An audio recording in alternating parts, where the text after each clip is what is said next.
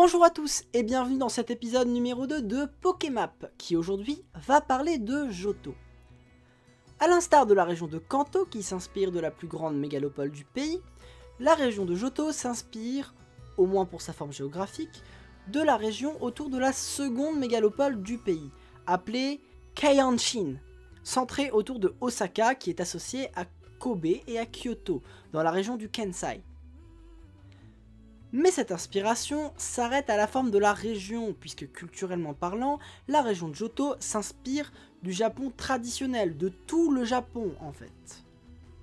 Au final, on pourrait considérer que cette 2G, avec Kanto et Johto, représente toute l'île de Honshu ainsi que l'île de Shikoku, et engloberait donc des villes comme Nagoya, qui se trouverait approximativement sur les chutes Tojo, et Nagano, qui est sur le plateau Indigo ou sur le mont Argenté. On peut noter que la map de la bêta de Pokémon Or et Argent a fait la forme du Japon et traversé ces deux îles entièrement, effleuré très légèrement les deux autres îles. Pour notre analyse, on va se baser sur la map la plus aboutie de Johto, celui des remakes. A l'inverse de Kanto, qui avait des villes avec une identité sociologique développée mais une très faible identité culturelle, les villes de Johto ont presque toutes une vraie identité culturelle et une mythologie qui plane autour de la ville. Il m'est en revanche beaucoup plus compliqué d'y dégager un profil type des habitants de chaque ville. Contrairement à Kanto, je ne vois pas de villes plus pauvres que d'autres, juste des villes de cultures différentes. Bourgeon est un petit village de l'est de Johto, qui sert de porte d'entrée vers Kanto. C'est là que le professeur Orme s'est installé. Villegriotte est une ville moyenne à côté de Bourgeon. Elle n'a rien de particulier, hormis des bâtiments classiques d'une ville moyenne.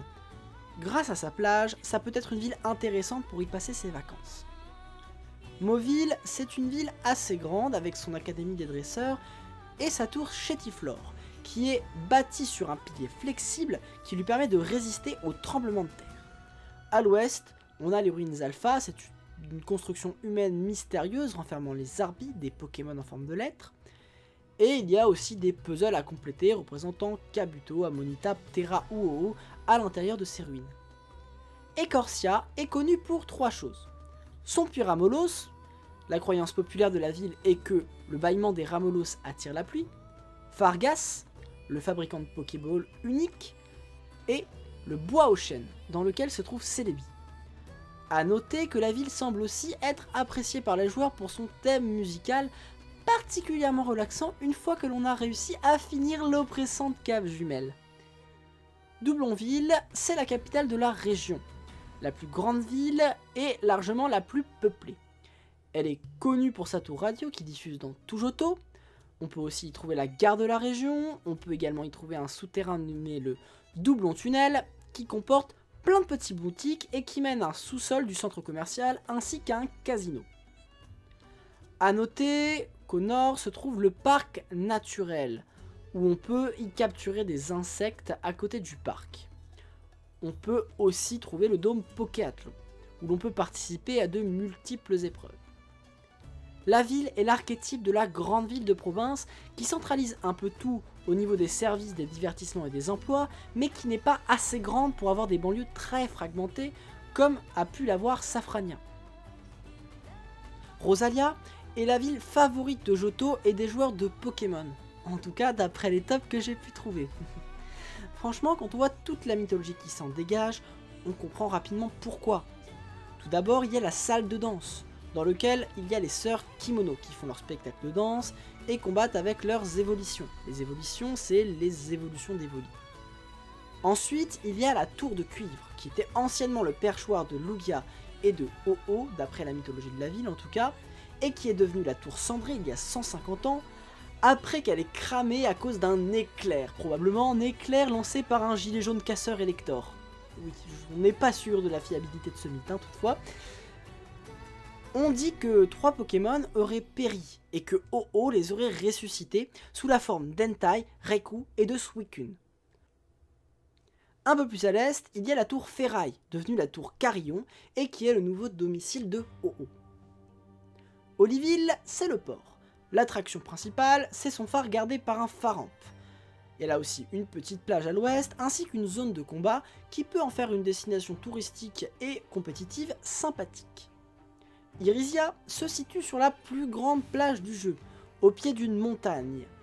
Mais elle est aussi la ville la moins accessible, puisqu'elle nécessite de passer par une mer connue pour y être déchaînée, probablement parce qu'elle y renferme Lugia d'ailleurs, et je suppose que ce serait une ville parfaite pour y construire un centre de remise en forme, pour son isolement, sa pharmacie et les potentielles sources qui se trouveraient dans la montagne. La ville doit d'ailleurs probablement son existence au fait qu'elle soit une destination de vacances prisée à Johto. A la base, Akaju se trouvait sur les bords du lac Colère, mais un jour, probablement à cause du Léviathan rouge qui se trouve à l'intérieur, le lac Colère a débordé, inondant la ville. Il fut décidé d'y reconstruire la ville en catastrophe, un peu plus au sud, et c'est l'Akaju que l'on connaît actuellement. Ebenel, c'est LA ville des dragons. On dit qu'elle est secrète, qu'elle est taillée à même le roc, et qu'il semblerait que tous les dracologues du monde de Pokémon viendraient d'Ebenel, même ceux de Hoenn. C'est dans cette ville aussi que l'on trouve l'antre du dragon, et son hôtel à la gloire des dragons. Niveau architecture, elle se démarque des autres villes avec ses toits qui semblent être en paille. Pour ce qui est des routes, on pourrait faire les mêmes critiques qu'à la map de Kanto. La grande majorité des routes se ressemblent. Ce sont des routes avec à peu près le même type de sapin, mais quand même quelques petites variations légères comme un petit ponton ou des différences d'altitude, voire des petites maisons totalement isolées. On peut noter la présence d'une grotte de glace reliant Akaju à Ebenel qui n'a pas été fait en première génération. Et d'une forêt dense qui par contre copie la forêt de Jade. Il y a tout de même quelques bons points à distribuer, et on va commencer par le plus connu de tous, le lac Colère, renfermant un Léviathan rouge. Souvent sous la pluie, avec un très bon lore relié à la ville d'Akaju et un petit labyrinthe entre la végétation immergée par les eaux. Le lac est sans doute le lieu naturel qui a le plus marqué les joueurs. On peut aussi mentionner les tourbilles, qui n'ont rien de particulier à part renfermer de Lugia, qui introduisait la mécanique du siphon et qui donnait réellement l'impression aux joueurs qu'il est dans une mer déchaînée et que la traversée de la mer pour aller à Irizia ne sera pas une sinécure.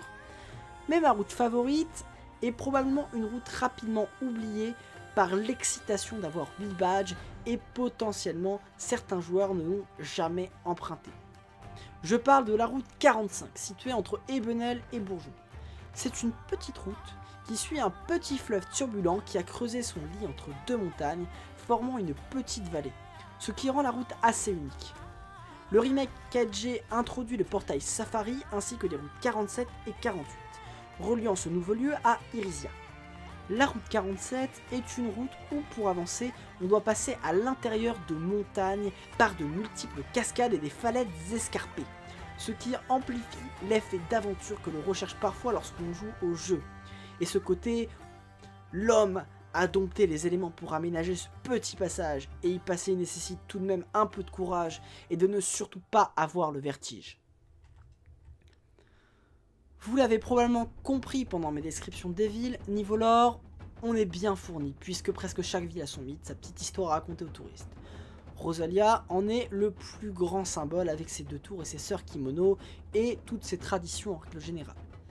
Mais des villes plus reculées comme Ebenel, Irizia ou Mauville ont aussi leur histoire racontée. Pour la cohérence de la map, il n'y a pas grand chose à dire, elle est assez cohérente, si ce n'est que les pouvoirs publics auraient plusieurs possibilités pour optimiser certains déplacements. La première chose, c'est Doublonville, qui est très peu accessible. La priorité serait de tracer au nord-ouest une route reliant Doublonville au port à Oliville, permettant un accès direct de la capitale vers son port. Cette route pourrait d'ailleurs être prolongée le long du littoral, jusqu'à l'endroit où le bras de mer entre Oliville et Irizia est le plus petit, afin d'y construire un pont permettant d'aller à Irizia sans passer par les tourbilles et sa mer déchaînée. A l'est de Doublonville, une petite route passant sous les rails, poussant jusqu'à la mer, ne devrait pas être trop compliquée à faire. On aura aussi la possibilité de créer un petit ponton permettant d'atteindre Villegriotte, puisque les rails semblent passer pas très loin de la ville. Ça pourrait être intéressant d'y construire une gare, même si c'est bien moins prioritaire que de construire une gare à Jadiel, qui n'a toujours pas sa gare. Une autre possibilité, c'est pour les villes d'Akaju et de Mauville. En effet, à vol d'oiseau, les deux villes semblent assez proches, semble seulement séparée par une petite montagne qui a l'air vraiment très fine sur certaines cartes globales. La percée pourrait être faisable et contournerait Rosalia. Les grands perdants de ces différents aménagements qu'on a pu évoquer, ce seraient Mauville et tout particulièrement Rosalia, puisqu'elles perdraient leur statut de nœud de communication. Et donc ce seraient des villes un peu moins passantes et donc un peu moins de touristes pourraient profiter des mythologies de ces villes. En revanche, les habitants de Doublonville gagneraient un temps monstrueux pour aller au port ou à la plage. Le vrai point noir de la carte, c'est la non-possibilité de prendre les routes 45 et 46 ainsi que l'entre-noir à contresens, à cause des talus que l'on ne peut que sauter, ce qui force les habitants de Johto à passer par Acajou et la route de glace pour atteindre Ebenel, l'isolant presque totalement. Alors évidemment, il y a probablement des soucis de game design derrière ce choix, mais on aurait pu juste poser des cascades que l'on aurait pu emprunter une fois que le 8ème badge est obtenu. Ça pour le coup, ce serait plutôt simple à faire comme ménagement quand même. La DDE, c'est-à-dire les mecs qui sont censés gérer les routes dans les départements de France, fait un travail discutable à Ebenel. À pas pouvoir laisser passer des gens comme ça à cause de bêtes talus, franchement... Bon, après, dans Pokémon, c'est presque la norme. Hein. Bon, pour conclure, on peut dire que si vous venez faire le plein d'histoire et de mythologie, c'est à Johto qu'il faut aller. Par contre, si vous cherchez une région pour ses paysages, franchement, vous pouvez éviter parce que c'est quand même pas très varié. C'est peut-être un petit peu mieux que Kanto quand même. Si Doublonville est la capitale économique, la capitale culturelle pourrait être Rosalia avec toutes ses mythologies. En fait, si l'on regarde les deux régions disponibles pour les deux premières générations, on se rend compte qu'elles sont vraiment complémentaires. D'un côté, on a la région de Kanto, qui est cohérente sur le plan économique, mais sans histoire particulière autour des villes. Et de l'autre, on a Johto, où une analyse économique semble infaisable, mais où chaque ville semble chargée d'histoire et de mythologie. Johto et Kanto sont vraiment deux régions qui se complètent parfaitement. Voilà, cette vidéo est maintenant terminée. Si ça vous a plu, vous pouvez vous abonner. Et si vous avez la moindre remarque à faire, le moindre désaccord, le moindre petit souci, la moindre chose que vous voudriez modifier, la moindre erreur que vous voulez relever, il y a un endroit qui est parfait pour ça, c'est les commentaires et ça se trouve juste en dessous de la vidéo. Alors n'hésitez pas à y aller.